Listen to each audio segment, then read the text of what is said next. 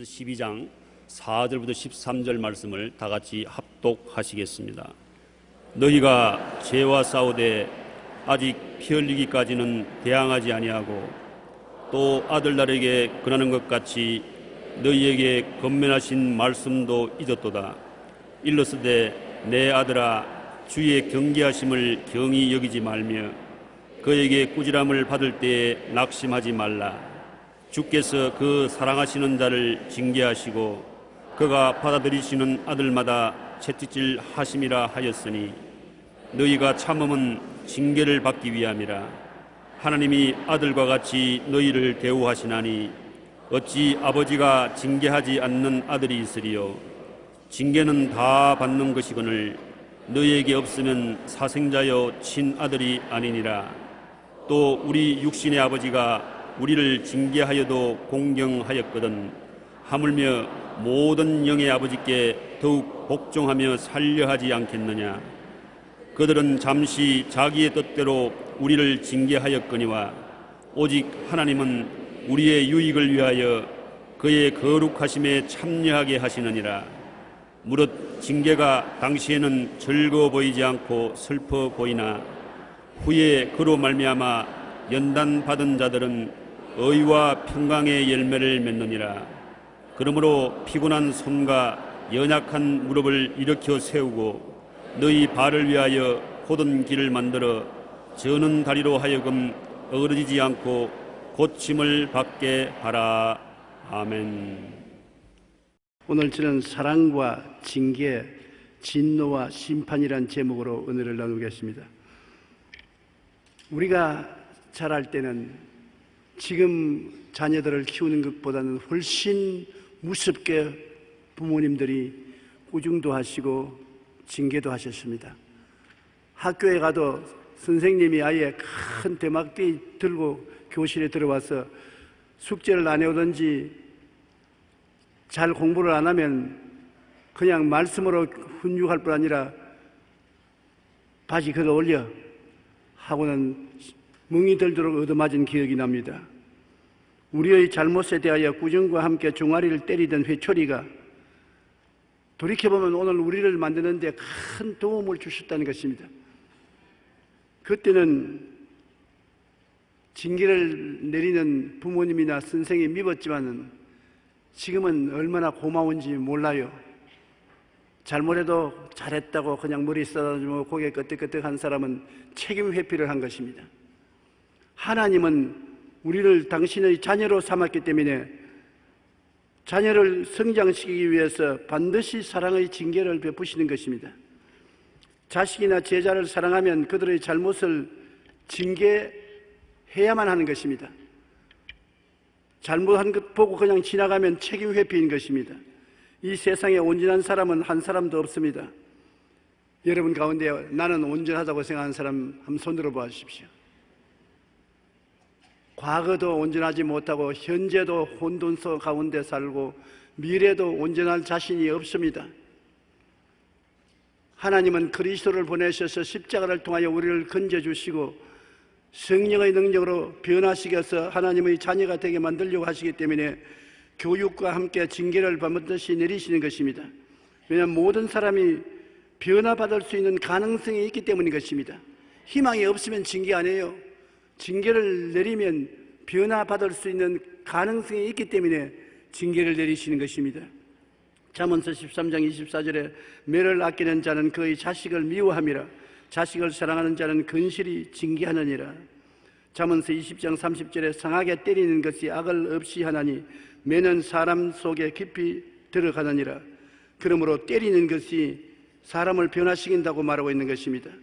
저는 오늘날 외국인들 앞에 나가서 설교할 때마다 늘 기억나고 고맙게 생각하는 선생님이 계십니다. 중학교 3학년 때까지 그 선생님 앞에서 배웠는데 영어 선생님이신데 이름을 콩코드라고 했었습니다. 왜냐하면 영어는 우리 한국어와 달라서 과거, 현재, 미래 시상이 뚜렷합니다. 예를 들어 말하면 간다면 고인데 과거는 웬뜨고 과거 분사는 고인입니다. 이거 분명히 안 하면 말이 안 돼요. 그런데 이 선생님이 언제나 영어를 가르치러 교실에 들어올 때는 몽둥이 하나를 들고 들어옵니다. 와서 영어를 가르칠 때 우리가 과거, 현재, 미래를 분명히 분리하지 못하고 영어를 말하면 혹독하게 꾸짖고 몽둥이로 때렸어요. 저도 여러 차례 맞았습니다. 그래서 우리들이 모이면은 그 선생을 보고 저거 안 죽냐? 저 교통사고로 죽든지 병들어 죽으면 우리가 춤을 추겠다. 그렇게 말을 하고 생각을 했습니다. 그랬는데 지독하게 우리를 꾸짖고 때리는 그 세월이 지나고 오늘 제가 이 정도의 영어를 할 수 있고 부흥회를 인도할 수 있는 것은 그 선생 덕분이었었습니다. 그 선생에게 배우고 난 다음에 기초가 잡혀서 제가 독학을 하고 고학을 할 수가 있었던 것입니다. 만일 그때 잘못해도 그래 괜찮다, 뭐 적당히 해라, 세월이 흘러가면 그뿐이다 했으면 지금쯤은 죽을 것입니다. 그러므로 징계는 굉장히 이익이 되고 도움이 될 수 있는 면이 많이 있습니다. 사랑하고 아들로 받아들이는 자를 성경에는 징계한다고 말한 것입니다. 하나님께서 사랑하지 않고 아들로 받아들이지 않은 사람은 징계하지 않습니다. 여러분 아들이기 때문에 하나님은 징계하시는 것입니다. 히브리서 12장 5절로 6절에 또 아들들에게 권한 것 같이 너희에게 권면하시는 말씀을 잊었도다. 일렀을 때 내 아들아 주의 징계하심을 경히 여기지 말며 그에게 꾸지람을 받을 때 낙심하지 말라. 주께서 그 사랑하시는 자를 징계하시고 그가 받으시는 아들마다 채찍질하심이라 하였느니라. 어떤 채찍을 때리시는 것입니까? 하나님이 우리를 징계하실 때 육체의 아픔을 통해서 징계할 때가 있습니다. 몸이 병들어서 고통을 당하는데 그 하나님의 징계가 떠나기 위해서는 회개해야 되는 것입니다. 그렇기 때문에 병든 자들에게 성경은 야고보서에 죄를 서로 고하며 병 낫기를 위해서 기도하라 했던 것입니다. 우리가 죄를 지어 하나님의 마음을 거스르면 회개시키기 위해서 육체의 질병으로 징계를 할 때가 있는 것입니다. 그 다음엔 마음의 고통을 통해서 징계할 때가 있는 것입니다. 마음의 평안을 빼앗아 가시고 불안과 고통과 괴로움을 통해서 회개하게 만들어 주시는 것입니다. 욥기 33장 19절에 혹은 사람이 병상의 고통과 뼈가 늘 수심의 징계를 받는다고 말했었습니다. 환경의 고난도 있는 것입니다. 하던 사업이 안 되고 가정에 시련이 다가오고 신분상 어려운 문제가 다가올 때 하나님의 징계가 내려오지 않는가 생각해 봐야 될 것입니다. 시편 39편 10절로 11절에 주의 징벌을 내게서 옮기소서. 주의 손이 치심으로 내가 쇠망하였나이다. 주께서 죄악을 책망하사 사람을 징계하실 때 그 영화를 존먹음같이 소멸하게 하시나니 참으로 인생이란 모두 헛될 뿐이니이다. 그렇게 화려하던 삶이 꽃이 시들듯이 시들고 잿불 꺼지듯이 꺼져가는 징계를 맞을 때가 있는 것입니다. 하나님께서는 우리에게 육체의 아픔이나 마음의 고통이나 환경의 고난을 통해서 자기의 죄를 깨닫고 회개시키기 위해서 징계하는 것입니다. 그냥 아프라고 징계하지 않습니다. 그와 동시에 징계를 받을 때는 마음에 성령께서 강하게 꾸짖는 음성이 들려오는 것입니다. 마귀가 우리에게 고통을 가져올 때는 마음에 꾸짖음이 없지만 하나님이 징계하실 때는 회개하라고 성령께서 마음에 꾸짖음을 주시는 것입니다. 마귀는 그냥 와서 도적질하고 죽이고 멸망시키는 고통을 가져오지만 하나님은 징계하는 목적이 회개시키기 위한 것이기 때문에 회개시킨다고 성령께서 말씀해 주시고 순종과 복종을 하도록 경고를 해 주시는 것입니다. 그래서 우리가 교만과 오만을 깨뜨리고 욕심과 탕심을 버리고 주님 앞에 두 손 들고 회개하게 나오도록 유도해 주시는 것입니다. 히브리서 12장 8절로 10절에 징계는 다 받는 것이거늘 너에게 없으면 사생자요 친아들이 아니니라. 또 우리 육신의 아버지가 우리를 징계하여도 공경하였거든 하물며 모든 영의 아버지께 더욱 복종하며 살려하지 않겠느냐. 그들은 잠시 자기의 뜻대로 우리를 징계하였거니와 오직 하나님은 우리의 유익을 위하여 그의 거룩하심에 참여하게 하시나니라고 말씀하고 있습니다. 징계의 결과로 우리는 변화받게 되는 것입니다. 히브리서 12장 11절로 13절에 무릇 징계가 당시에는 즐거워 보이지 않고 슬퍼 보이나 후에 그로 말미암아 연단받은 자들은 의와 평강의 열매를 맺느니라. 징계를 받고 회개하고 통회하고 자복하고 돌아오면 하나님이 품어주시고 성령의 은혜를 부어주심으로 마음속에 의와 평강과 희락의 열매를 맺게 되는 것입니다. 그렇기 때문에 피곤한 손과 연약한 무릎을 일으켜 세우고 너희 발을 위하여 곧은 길을 만들어 저는 다리로 하여금 어그러지지 않고 고침을 받게 하라고 성경을 말하고 있는 것입니다.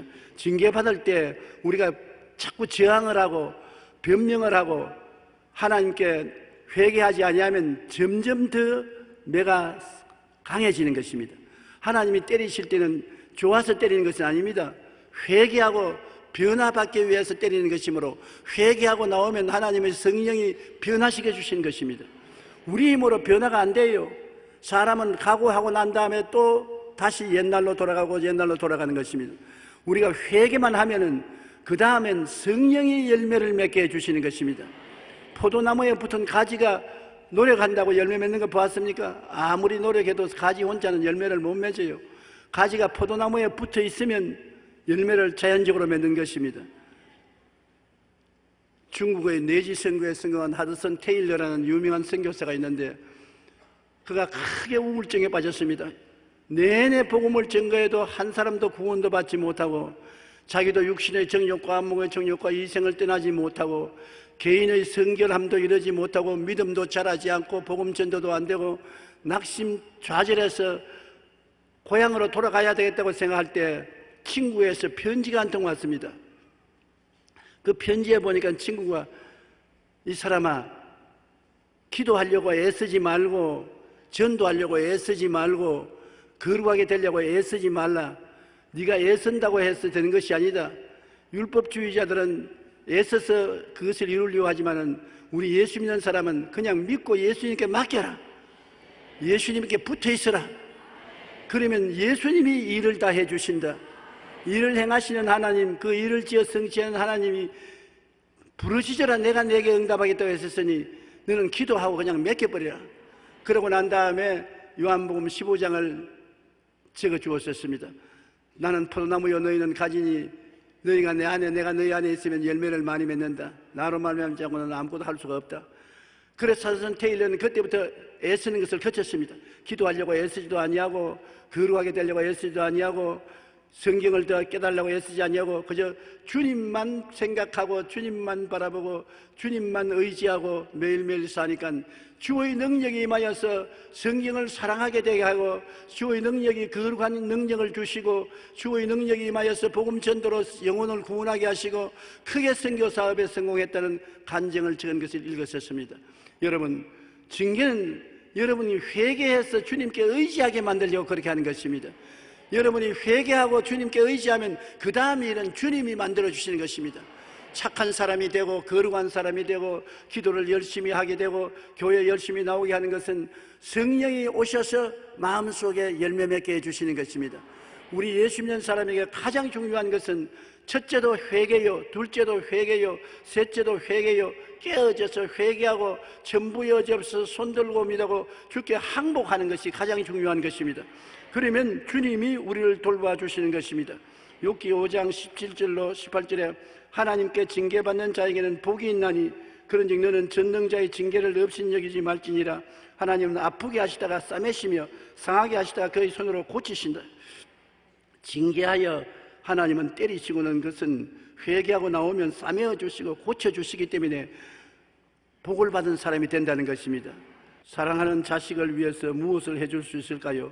지금 우리 세상은 자식을 너무 과잉보호하는 것입니다. 잘 먹여주고 잘 입혀주고 잘 돌봐주고 그리고 징계는 하지 않습니다. 세상에 열심히 공부시켜서 돈벌이 잘하라 성공하라고 말하지 훌륭한 인격자가 되라는 말은 옛날처럼 하지 않습니다. 하나님은 우리를 하나님의 형상과 모양대로 만들었기 때문에 하나님은 우리를 그렇게 교육하지 않습니다. 하나님은 우리를 영혼이 잘됨같이 범사에 잘됨에 강건한 축복을 줄 뿐 아니라 그리스도의 형상을 담게 하기 위해서 순종하지 않으면 때리는 것입니다. 회개해서 하나님 손길이 미칠 수 있도록 이끌어 주시는 것입니다. 우리가 회개해서 손을 들면 주님이 붙잡아 주셔요. 주님이 붙잡아서 이끌어야지 우리 힘으로 안 되지 않아요. 그러므로 주님께서는 여러분을 회개시키기 위해서 징계하시는 것입니다. 조각가가 돌멩이를 찍어서 조각을 만들 때 가만히 그 돌멩이를 보고 그 돌멩이 속에 감추인 형상을 마음속에 그리고 난 다음 그 형상대로 돌을 찍어내는 것입니다. 하나님이 여러분을 불러서 보시고 난 다음에 많이 부패하고 세속화되었지만은 옛날에 하나님이 지으신 형상과 모양이 있지 않아요. 그 형상과 모양대로 복구시키기 위해서 이리 뜯어내고 저리 뜯어내고 이리 보태고 저리 보태는 역사를 하는 것이 바로 하나님이 여러분을 교육시키고 징계하시는 역사인 것입니다. 어찌하는지 우리를 시험과 환난을 통할 뿐 아니라 징계를 통해 깨뜨려 하나님의 형상이 이루어지도록 만들어 주시는 것입니다. 우리가 하나님의 은혜와 축복을 받아 천국의 소유물을 받기 위해서는 합당한 자녀가 되기를 원하시는 것입니다. 이 세상에서 변화된 만큼 하늘나라에 가서도 그대로 사는 것입니다. 이 세상에서 어린아이로 밖에 신앙이 안 자랐으면 영원히 천국에서 어린아이로 있는 것입니다. 장년으로 자랐으면 영원히 장년으로 천국을 누리게 되고, 완성한 사람으로 자랐으면 천당에 가서 완성한 인격으로 자라는 것입니다. 이 세상에서 있을 동안에 변화를 가져올 수 있지만 이 세상을 지나서 천당에 가면은 그때부터 영원이 되는 것입니다. 시간은 변화를 가져오지만 영혼은 변화를 가져오지 않습니다. 이 땅에 있을 동안에 징계도 받고 교육도 받아서 변화되어야지, 일단 이 땅을 떠나면 영원으로 들어가기 때문에 변화되지 않고 그대로 한평생을 영원히 있게 되는 것입니다.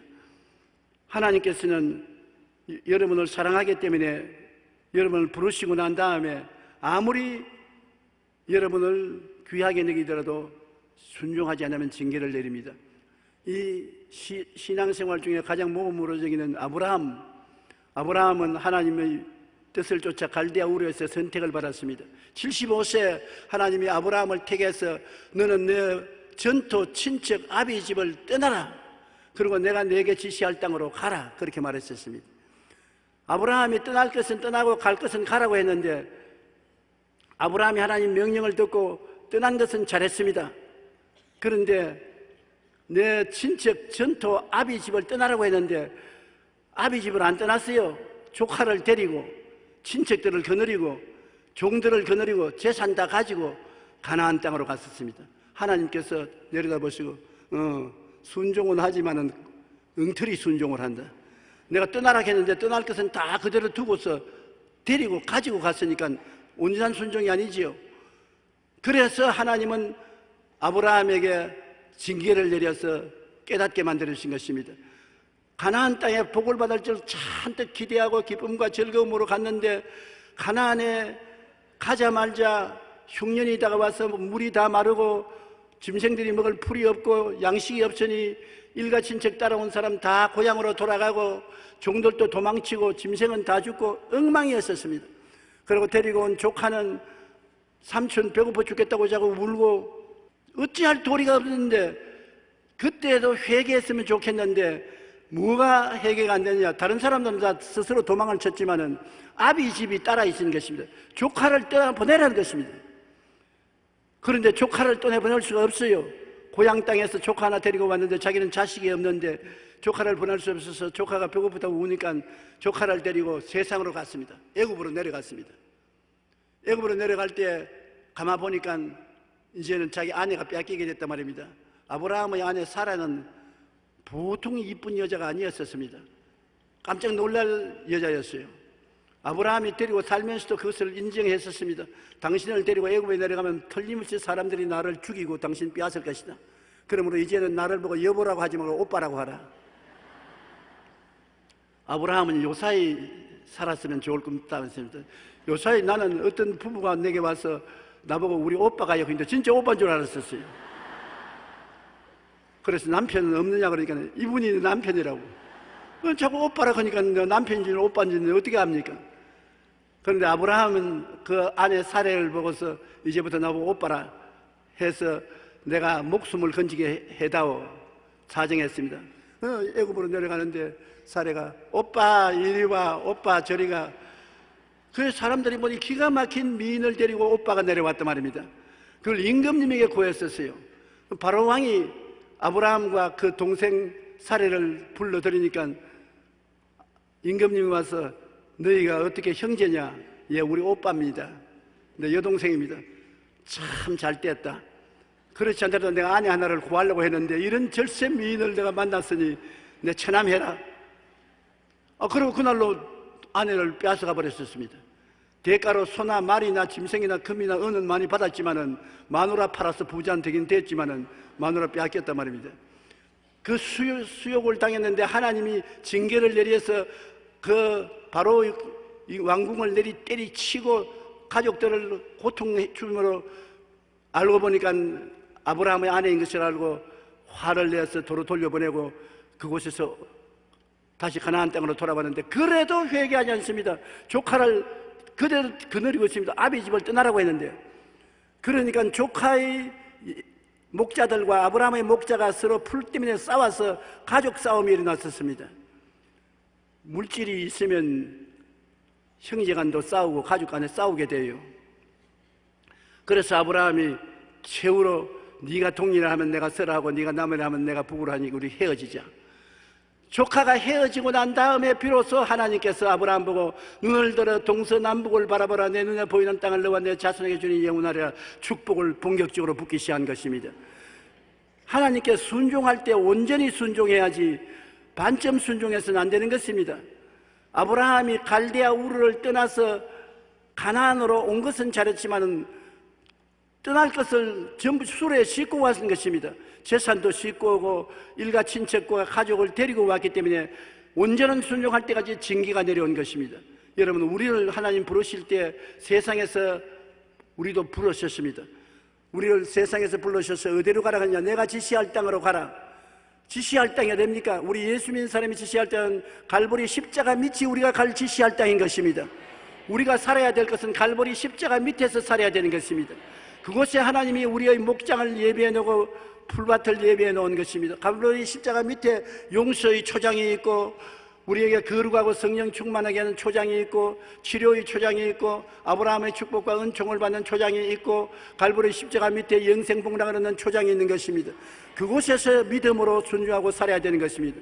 그런데 우리가 십자가 밑에 나올 때 버리고 나야 되는데 술 먹는 습관 그대로, 담배 피는 습관 그대로, 도박하는 습관 그대로, 정욕을 따라 사는 습관 그대로 세속을 고스란히 가지고 갈보리 십자가 밑에 나와서 안 믿는 것은 아니라 믿습니다. 그러면서 교회도 나오고 찬송도 부르고 남의 기도하면 따라서도 하고 그러면서 세속을 그대로 가지고 있습니다. 하나님이 어떻게 할까요? 때리시는 것입니다. 아브라함을 때리듯이 징계로 때리시는 것입니다. 때려서 아프면은 왜 하나님이 나를 때리십니까? 그러면 성령께서 네가 회개하고 돌아오라. 그래서 변화를 받고 돌아서게 되는 것입니다.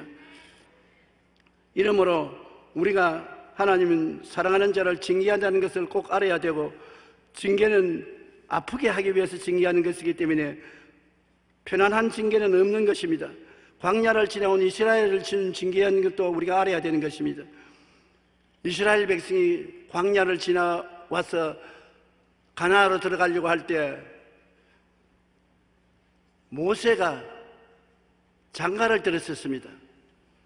전처를 버리고 장가 들었는지 전처가 죽고 난 다음 새 장가 들었는지 그것은 성경이 잘 말하지 않았지만은 장가를 들었는데 이스라엘 백성하고 장가를 든 것이 아니라 구스 사람하고 장가를 드는 것입니다. 구스 사람하고 장가를 드니까 이스라엘의 습관에는 반드시 결혼할 때 이스라엘의 처녀를 또는 과부를 데리고 살으라고 했는데 구스 여자를 데리고 결혼을 하니까 미리암인 누나가 비평을 말했던 것입니다. 니만 하나님의 종이냐? 우리도 하나님의 종이다. 오빠 아론과 나도 하나님 말씀을 듣고 우리도 선지자인데 너만 선지자야. 네 마음대로 그래 법을 어기고 구스 여자하고 결혼해도 되냐? 비난을 했던 것입니다. 미리암은 모세에게 대해서는 어머니와 같습니다. 모세를 나일강에 지켜서 건져서 살게 만들어주고 그 다음 그에게 어머니 역할을 해준 것이 바로 누나인 미리암이었습니다. 충분히 그럴 수가 있어요. 동생이 이스라엘 여자를 구해서 결혼하지 아니하고 구스 여자를 구했으니 보기에 좋지 않단 말입니다. 그런데 하나님의 영광이 임하시더니만 갑자기 하나님께서 말씀했습니다. 너희가 어찌 감히 하나님의 종 모세를 비난하느냐? 모세는 자연인 모세가 아니라 나를 대변하는 나의 종이다. 모세에 대한 비난은 나를 비난하는 것인데 어찌 감히 나의 종을 비난하느냐. 그러면서 하나님이 떠났는데 즉시로 하나님이 떠나자마자 보니까 미리암이 문둥병 환자가 되었습니다. 온 전신이 문둥병 환자가 되었어요. 그렇게 사랑하는 가족이라도, 자기 어머니같이 돌봐준 미리암이라도 주의 종에 대한 험단은 조심해야 되는 것입니다. 왜냐하면 주의 종은 잘났든 못났든 하나님의 대변자이기 때문에 주의 종을 치면 하나님을 치는 것이 되고 마는 것입니다. 그러므로 주의 종에 대한 비난과 공격은 친형제라도 대단히 위험한 것입니다. 다윗이 사울 왕을 끝까지 안 죽였습니다. 사울 왕이 타락해서 다윗을 죽이려고 해도 여러 차례 사울을 죽일 수 있는 기회가 왔는데도 불구하고 안 죽인 이유는 하나님이 기름 부었기 때문에 타락을 해도 하나님이 손볼 것이지 내가 손댈 것은 아니다. 하나님이 기름 부어서 사용한 사람이기 때문에 전쟁에 죽든지 칼에 맞아 죽든지 병들어 죽든지 하나님이 징계할 것이지 내가 손댈 것이 없다고, 그렇게 다윗을 죽이려고 따라다니는데도 다윗은 사울을 죽이지 않았었습니다. 이와 같이 하나님의 권위에 대한 도전을 하면은 반드시 하나님은 징계를 내리시는 것입니다. 민수기 12장 1절로 12절에 보면 모세가 구스 여자를 취하였더니 그 구스 여자를 취하였으므로 미리암과 아론이 모세를 비방하니라. 그들이 이르되 야훼께서 모세에게만 말하였느냐 우리와도 말씀하지 아니하였느냐 하며 야훼께서 이 말을 들으셨더라. 이 사람 모세는 온유함이 지면의 모든 사람보다 더하더라. 야훼께서 갑자기 모세와 아론과 미리암에게 이르시되 너희 세 사람은 회막으로 나오라 하시니 그 세 사람이 나아가며 야훼께서 구름 기둥 가운데서 강림하사 장막문에 서시고 아론과 미리암을 부르시는지라. 그 두 사람이 나아가며 이르시되 내 말을 들으라. 너희 중에 선지자가 있으면 나 야훼가 환상으로 나를 그에게 알리기도 하고 꿈으로 그와 말하기도 하거니와 내 종 모세와는 그렇지 아니하니 그는 내 온 집에 충성함이라. 그와는 내가 대민하여 명백히 말하고 은밀한 말로 하지 아니하며 그는 또 야훼의 형상을 보고는 너희가 어찌하여 내 종 모세 비방하기를 두려워하지 않느냐. 야훼께서 그들을 향하여 진노하시고 떠나시며 구름이 장막 위에서 떠나갔고 미리암은 나병에 걸려 눈과 같더라. 아론이 미리암을 본즉 나병에 걸렸는지라. 아론이 이에 모세에게 이르되 슬프다 내 주여 우리가 어리석은 일을 하여 죄를 지었으나 청하건대 그 벌을 우리에게 돌리지 마소서. 그가 살이 반이나 썩어 모태로부터 죽어서 나온 자같이 되지 않게 하소서. 모세에게 회개하고 그들의 잘못을 돌이켰었습니다. 그래도 진밖에 한 주일을 분리되어서 하나님의 징계를 받은 것을 회개하고 자복하고 그 병이 나았던 것입니다. 그런데 하나님의 종 모세도 하나님의 영광을 가리었을 때 심판하신 것입니다. 모세가 이스라엘 백성을 이끌고 광야를 지나가는데 물이 없으니까 백성들이 물 달라고 고함을 치고 차라리 죽었으면 좋겠다. 우리를 광야로 데려와서 물 없이 방황하다가 죽게 하냐고 고함을 치며 모세가 하나님 성전에 엎드려서 기도하니까 백성들을 데리고 그 앞을 지나서 바위 앞에 서서 바위에게 물을 내라고 명령을 하라. 그럼 바위가 물을 낼 것이다. 그 모세가 일어나서 백성들 앞에 서서 바위를 향해서 물을 나오라고 명령을 해야 될 것인데 지팡이를 들고 두 번 때렸습니다. 그 하나님 명령을 정확히 순종하지 않았지요. 왜냐하면 바위는 예수님을 상징하는 것인데 예수님은 십자가에 한 번 매달렸지 두 번 매달릴 수가 없습니다. 그런데 십자가 예수 그리스도를 상징하는 바위에 두 번 지팡이로 때렸으므로 하나님이 진노하셨습니다. 그 때문에 물은 콸콸 나와서 백성들이 다 마시고 했지만은 하나님 모세에게 말하기를 네가 나를 거룩하게 백성들에게 나타내지 못하고 내 명령을 거역했으므로 너는 이스라엘 백성을 데리고 젖과 꿀이 흐르는 가나안 땅에 못 들어간다. 모세가 그렇게 가나안 땅에 들어가기를 원했지만은 징계를 받아서 가나안 땅에 못 들어가고 느보산에서 세상을 뜨고 마는 것입니다. 이와 같이 하나님은 징계를 내리시는데 그가 지팡이로 반석을 두 번 치니 물이 많이 솟아나오므로 회중과 그들의 짐승이 마시니라. 야훼께서 모세와 아론에게 이르시되 너희가 나를 믿지 아니하고 이스라엘 자손의 목전에서 내 거룩함을 나타내지 아니한 고로 너희는 이 회중을 내가 그들에게 준 땅으로 인도하여 드리지 못하리라 하시니라. 이스라엘 백성을 이끌고 가나안 땅에 들어가지 못하고 그 종자인 요수아가 갈렙이 이스라엘 백성을 이끌고 가나안 땅에 들어가게 된 것입니다. 이러므로 하나님의 지극히 사랑하는 종도 하나님의 명령에 순종하지 않을 때 하나님이 징계하신 것입니다. 그러나 여러분, 징계보다 더 무서운 것이 하나님의 진노와 심판인 것입니다. 징계보다 강력한 형벌이 심판인 것입니다.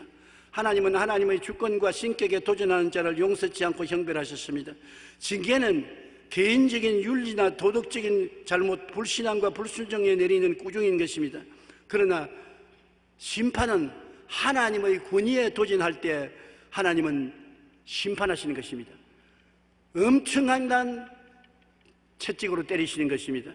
예레미야서 2장 19절에 내 악이 너를 징계하겠고 내 반역이 너를 책망할 것이라. 그런즉 내 하나님 야훼를 버림과 내 속에 나를 경외함이 없는 것이 악이요 고통인 줄 알라. 주 만군의 야훼의 말씀이니라. 하나님을 버리고 하나님을 저항하는 때는 하나님이 심판하시는 것인데, 심판은 하나님에 대한 도전에 대한 응징인 것입니다. 하나님과 같이 되려고 하고 하나님에 대항하는 사람은 하나님께서 절대로 가만 내버려 놓지 않습니다. 즉 다른 신을 섬기는 일이나 우상 숭배하는 일이나 하나님의 명령을 잘 듣지 아니하고 하나님을 앞에서 망연단 행실을 하는 것이나 하나님의 존엄성을 무시하는 것, 이런 것은 하나님이 심판하시는 것입니다. 신명기 7장 9절로 10절에 그런즉 너는 알라 오직 내 하나님 야훼는 하나님이시여 신실한 하나님이시라. 그를 사랑하고 그의 계명을 지키는 자에게는 천대까지 그의 언약을 이행하여 인애를 베푸시되 그를 미워하는 자에게는 당장에 보응하여 멸하시나니 야훼는 자기를 미워하는 자에게 지체하지 아니하시고 당장에 그에게 보응하시느니라. 그럼 하나님을 미워하는 것이 뭡니까? 하나님을 진노케 하면 하나님을 진노하셔서 심판하시는데, 하나님의 지도력에 대해서 저항하면 하나님을 미워하는 것입니다. 하나님의 율법과 계명을 어기면 하나님을 미워하는 것이 되는데요, 우리가 성경에 보면 민수기 16장 1절로 3절 우리 다 같이 한번 읽어보십시다. 레위의 정손 고하스의 손자 이스라엘의 아들 고라와 루벤 자손 엘리압의 아들 다단과 아비람과 베레스의 아들 온이 당을 짓고 이스라엘 자손 총회에서 택함을 받은 자 곧 회중 가운데 서서 이름 있는 지휘관 250명과 함께 일어나서 모세를 거스르니라. 그들이 모여서 모세와 아론을 거슬러 그들에게 이르되 너희가 분수에 지나도다. 회중이 다 각각 거룩하고 야훼께서도 그들 중에 계시거늘 너희가 어찌하여 야훼의 총회 위에 스스로 높이느냐. 이스라엘 백성 중에 다단과 아비람이라는 사람이 지도가 되어서 이스라엘의 지도적인 대표 250명을 동원해 가지고서 당을 짓고 모세를 대적했습니다. 네가 누구냐?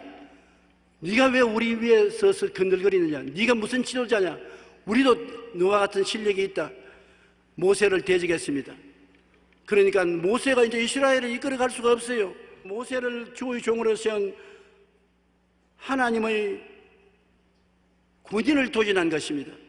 모세가 무너지면 이스라엘 백성을 누가 인도하는 것입니까? 혼돈이 다가오게 될 것입니다. 그래서 하나님께서 모세에게 말씀하기를 250명 이스라엘의 대표들이 전부 향로를 들고서 향을 피우고 하나님 앞에 서게 하고 다단과 아비람을 나오게 하라니까 모세가 다단과 아비람을 보고 성막으로 오라가니까 내가 왜 가? 네가 무기에 나를 갖다가 명령하느냐? 우리는 안 간다. 대적했습니다. 그리고 250명은 이 향로를 불을 피우고 하나님 앞에 서서 심판해달라고 하는데 하나님께서 모세에게 말하기를 백성들이 다단과 아비람을 피하게 하라. 내가 저들을 그냥 둘 것이 아니라 당장 심판하겠다. 그러고 난 다음에 갑자기 땅이 갈라지면서 다단과 아비람이 땅 속에 떨어져서 파묻혔습니다. 땅이 그대로 덮으니까 순식간에 죽었습니다. 그러고 난 다음에 250명의 대표들이 향로를 들고 하나님 앞에 서서 향을 피우는데 하나님 전에서 불이 나와가지고서 다 태워 죽었습니다. 오늘날도 여러분 우리가 가장 조심해야 될 것은 하나님의 권위에 대한 도전인 것입니다. 교회는 하나님의 몸인 것입니다. 교회를 흐는 일을 하면은 하나님께 심판을 받는 것입니다. 예수님의 복음을 흐는 일을 하면은 하나님께 심판을 받는 것입니다. 하나님은 세상을 이처럼 사랑하사 독생자를 주시고 예수님은 몸을 찢고 피를 흘려 교회를 위해서 죽으셨습니다. 이 하나님의 은혜와 사랑을 도전하고 짓밟고 헐벗게 되면 하나님께서 대적하시고 심판하시는 것입니다. 우리는 그것을 알고 조심해야 되는 것입니다. 하나님은 사랑이시지만 또한 진노의 하나님도 되시는 것입니다. 우리가 약해서 넘어지고 쓰러지고 자빠지고 잘못한 것은 징계를 내리시고 용서하시고 사랑하시고 천번이고 만번이고 돌봐주십니다. 그러나 우리가 일어나서 하나님의 권위에 도전하고 하나님의 교회를 헐떡이고 하나님의 종을 무너뜨리고 하나님의 권위에 도전하면은 그것은 징계를 내리지 않고 하나님이 심판하시는 것입니다. 우리는 그러므로 하나님의 나라를 위해서 조심해야 될 것은 하나님이 오래 참으시지만은 하나님께서 끝까지 참지는 않으시는 것입니다. 하나님을 무시하고 멸시하면 하나님은 부응하신다는 것을 알아야 될 것인 것입니다. 사랑하는 자를 징계하고 대적하는 자를 심판하시는 하나님이신 것을 우리가 알아야 될 것입니다. 사랑은 우리를 징계하시지만 진노는 원수를 심판하시는 것입니다. 그러므로 하나님을 경히 여기면 우리가 큰 심판을 겪게 되는 것을 알아야 될 것인 것입니다. 우리 하나님은 우리를 너무나 사랑하기 때문에 오랫동안 참으시며 우리를 징계하셔서 하나님의 아들 예수 그리스도의 형상을 담도록 도와주시는 것은 하나님이 해오셨고 또 그렇게 해오실 것입니다. 그러나 우리가 당을 지어서 하나님의 교회를 회포하고 주께서 기름 부은 자를 대적하면 안 되는 것입니다. 성경에는 나의 기름 부은 자에게 손대지 말며 내가 보낸 선지자를 해치지 말라고 말씀한 것입니다. 우리는 다윗이 왜 하나님이 내 마음에 꼭 적합한 사람이라고 한 건 하나님의 권위를 절대로 인정했습니다. 사울이 타락해서 완전히 버림받은 사람이 되었는데도 불구하고 다윗은 사울에게 손대지 않았습니다. 하나님이 손댈 때까지 우리는 하나님이 기름 부은 자에 손대지 않겠다. 이것을 하나님은 크게 귀하게 여기고 아름답게 보신 것입니다. 여러분, 우리 여의도 순복음교회 성도 여러분은 절대로 하나님의 교회를 회파하는 일은 하지 말아야 되는 것입니다. 그리고 주의 종도를 위해서는 기도해 주지 하나님이 심판에 맡겨야지 내가 들어서 심판을 해서는 안 되는 것입니다. 내가 하나님보다 정의롭지 못합니다. 하나님이 때가 오면 반드시 주의 종도 하나님 뜻을 거스르면 심판하시는 것입니다. 그러므로 하나님께 맡기고 우리는 주를 의지하고 하나님의 영광을 위해서 사는 우리 되시기를 주의 이름으로 축원합니다. 우리 기도드리십시다. 전능하신 아버지 하나님, 우리를 긍휼히 여기시고 불쌍히 여기시는 하나님 감사합니다. 우리가 이 세상에서 죄악 가운데 허덕일 때 구원해 주시옵시고 우리가 육신이 연약해서 항상 넘어지고 쓰러질 때도 품어주시고 징계하셔서 변화시켜 주신 것을 감사합니다. 그러나 하나님을 저항하고 하나님의 뜻을 짓밟는 일은 하지 말게 도와주시옵소서. 하나님을 일을 파괴하는 일을 하지 말게 도와주시옵소서.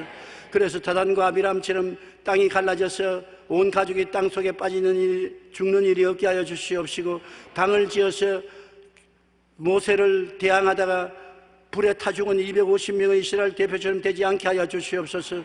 하나님께서 우리를 사랑해 주심을 감사합니다.